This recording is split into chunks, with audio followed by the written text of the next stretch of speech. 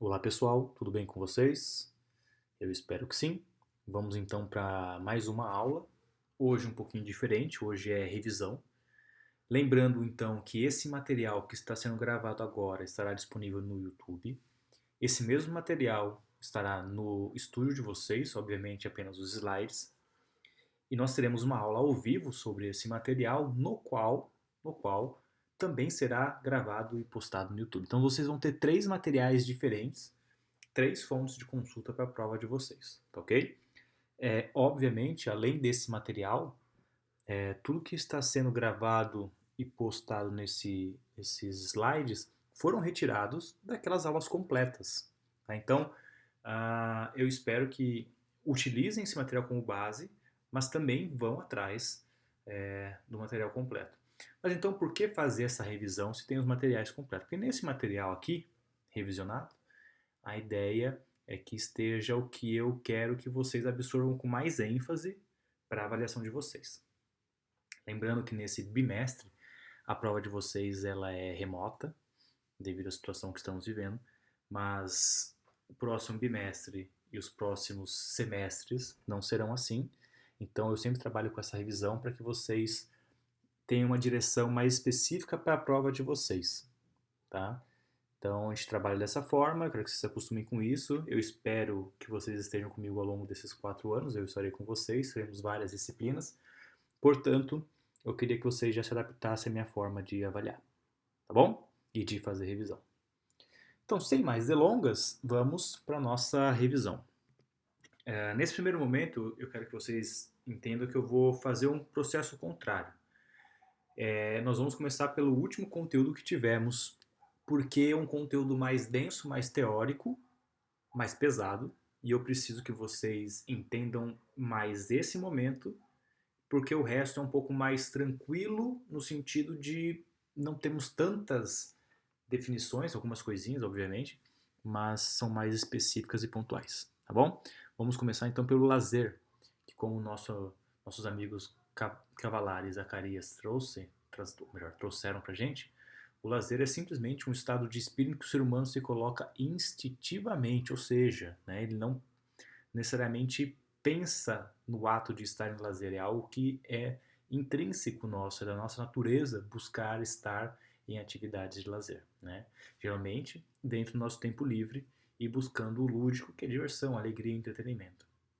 Todos vocês buscam esse momento de lazer, e lazer também é algo bem, quando a gente diz o lúdico, né, diversão, alegria e entretenimento, isso é muito relativo de pessoas para pessoas, né?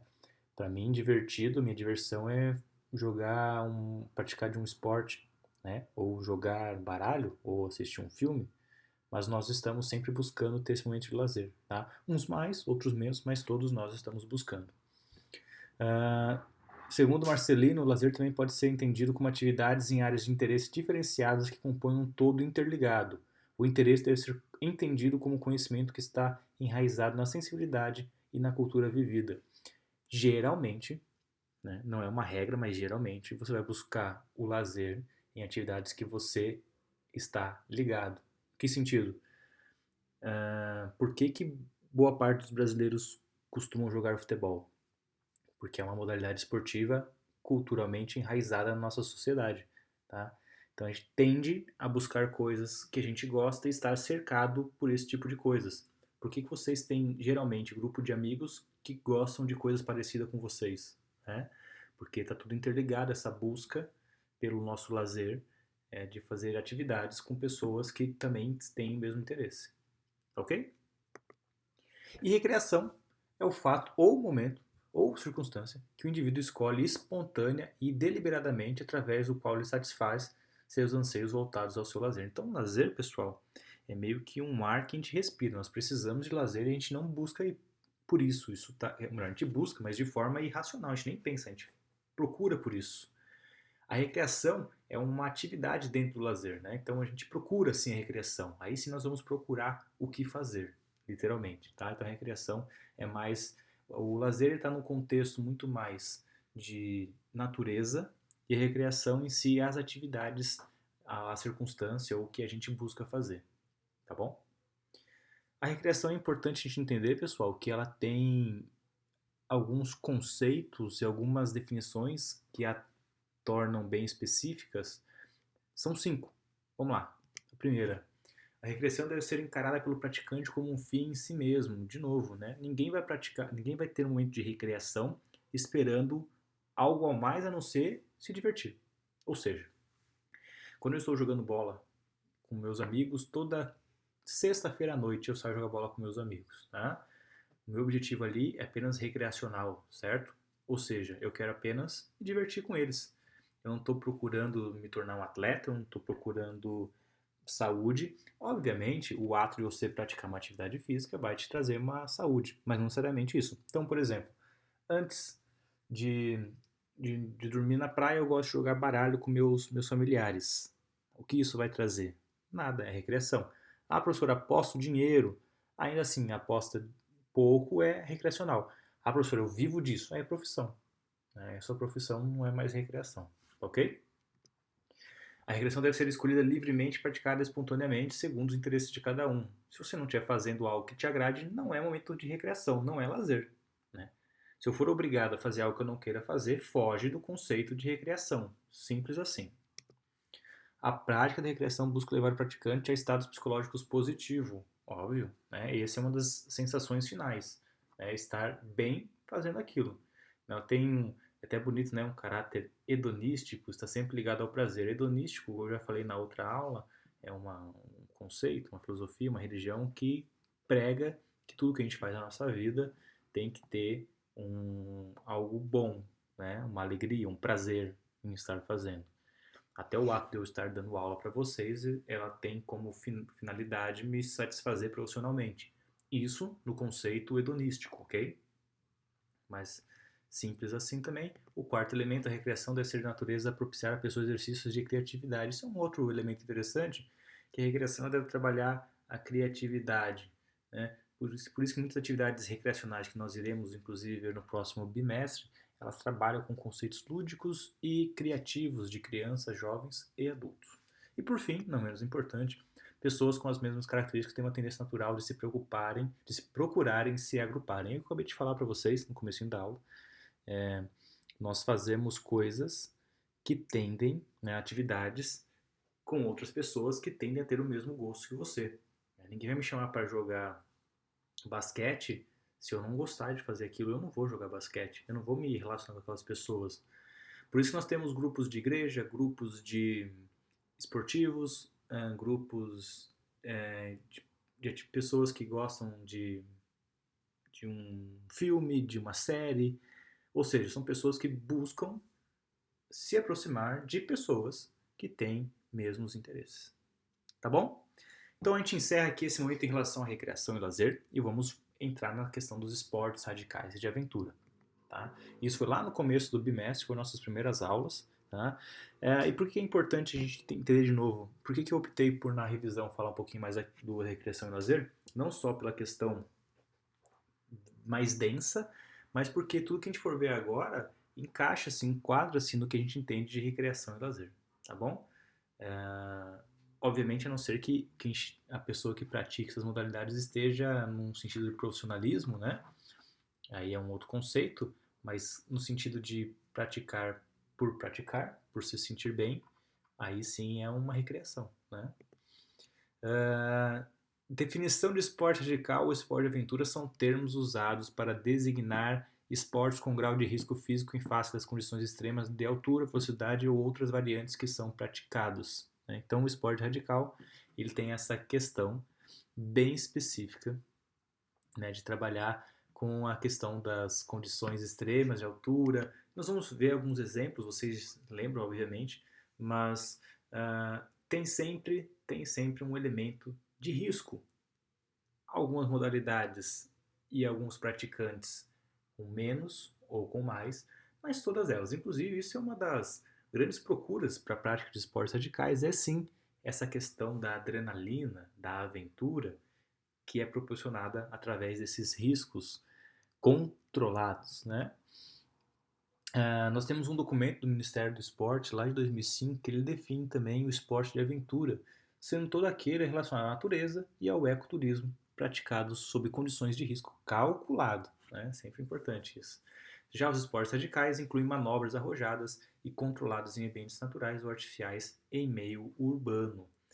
Diferença básica e fundamental entre esporte de aventura e esporte radical, que o radical tem a questão da manobra, da pontuação sobre isso, da avaliação sobre isso, mesmo que seja por diversão, né? Você fazer uma manobra, né? Realizar uma manobra para que você veja, para os seus amigos vejam, para que você consiga se superar, enfim, essa é a diferença. Os esportes radicais também pode ser em natureza, pode ser em qualquer situação e pode ser em meio urbano, né? Vocês estudaram também sobre isso, fizeram atividades em sala. Nós temos várias modalidades de radicais, esportes radicais em espaços urbanos, e eles são extremamente importantes, como vocês me apresentaram nos trabalhos, na prova prática de vocês. Vou pegar aqui alguns exemplos, né? Por que eles são tão importantes?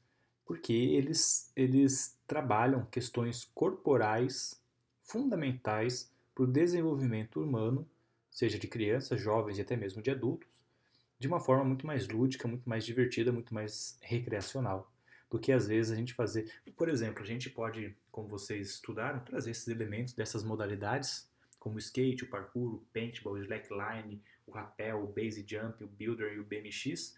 Por que trabalhar sempre com o futsal, com o vôlei, com o handball, com o basquete? A gente pode trabalhar com outros elementos que podem agradar muito mais até nossas crianças, jovens e até nossos adultos, né? Modalidades que envolvem sempre um certo risco, que pode ser muito meio calculado. Então, você tem um processo de trabalho que você, né, não precisa começar, como nós vimos na palestra, inclusive sobre o parkour, né, que o pessoal foi fazer uma palestra pra gente na faculdade. Ninguém vai começar pulando de prédio, né? É todo um processo, é todo um desenvolvimento, tem toda uma progressão didática, pedagógica, metodológica, que é fundamental em qualquer área da educação física, ok? Rapidamente começou, os esportes radicais urbanos começaram lá na década de 80 e de forma bem despretensiosa, né? Geralmente no sentido de se divertir, de buscar uma recreação, né? Então, através dessas recreações, só que muitas pessoas, inclusive boa parte de vocês, nem têm condições de ir para a natureza. Então, esses esportes radicais foram sendo trabalhados em espaços urbanos, inclusive como praças, né, parques públicos dentro das grandes cidades, tá bom? E dentro dos esportes radicais urbanos nós temos um grande exemplo, uma grande competição que é o X Games, né, que é uma competição organizada pela ESPN, já muito antiga, e que tem algumas modalidades bem interessantes que se derivam em tantas outras, né? Hoje os esportes, os X Games já não tem tanto peso quanto tinha anos atrás, nós já falamos sobre isso, inclusive por causa do skate, que hoje tem uma competição que vai estrear que é muito importante para ela, que são os Jogos Olímpicos, né? Então eles estão tendo outros focos, mas o X Games tem historicamente uma importância muito grande no desenvolvimento dessas modalidades, dos esportes radicais em si, porque muitas pessoas, assim como eu, assistiam através da ESPN. Então é algo muito importante. Hoje você encontra vários desses exemplos na internet. Mudando completamente, né, de área, vamos entender um pouco mais sobre os esportes de aventura, sobre os esportes na natureza e começando pelo ecoturismo, que basicamente, né, chegou no Brasil aqui, né, o turismo ecológico, na verdade, chegou aqui no Brasil há alguns anos atrás, seguindo essa tendência de valorização da natureza, de contato com a natureza, de cuidar com a natureza. Isso é importantíssimo, né? Então, o turismo de aventura já ter sido considerado uma atividade associada ao ecoturismo, hoje entende-se que cada um possui suas próprias características. Então, por sua vez, o ecoturismo representa basicamente viagens feitas de maneira responsável em áreas naturais, ou seja, ele incentiva a conservação do patrimônio, promove a conscientização ambiental entre os viajantes e garante o bem-estar da população local. Esse é o foco, então, do ecoturismo, estar em contato constante com a natureza, uma troca, né? Um respeito mútuo das pessoas com a natureza, tá bom? O turismo de aventura, então, o ecoturismo continuando, nós temos as diversas atividades relacionadas ao ecoturismo, como caminhadas, trilhas, canoagem, mergulhos, tem proposta tanto de integrar o turista à natureza, quanto fazê-lo refletir sobre a experiência. O turismo de aventura não tem necessariamente essa preocupação de conscientização, mas obviamente o turismo de aventura está muito focado também em trazer as pessoas das cidades, do espaço urbano, para os espaços naturais, para a natureza. E aqui na nossa região, no Paraná, nós temos uma competição muito interessante, que são os Jogos da Aventura e Natureza, que eu até brinco ali, né? Não sabia que existia, muitas pessoas não sabem. E realmente é algo muito interessante, muito importante, que ele traz várias competições de várias modalidades espalhadas por várias cidades do nosso estado. E por que que é tão importante isso? Por que que é tão importante os esportes na natureza, essas competições natural? Essas competições, elas basicamente trazem para esses municípios movimento econômico, né, financeiro, através do turismo. Então, como a gente estudou agora há pouco ali, o ecoturismo, o turismo de aventura, está muito interligado com essas questões do esporte de aventura, né?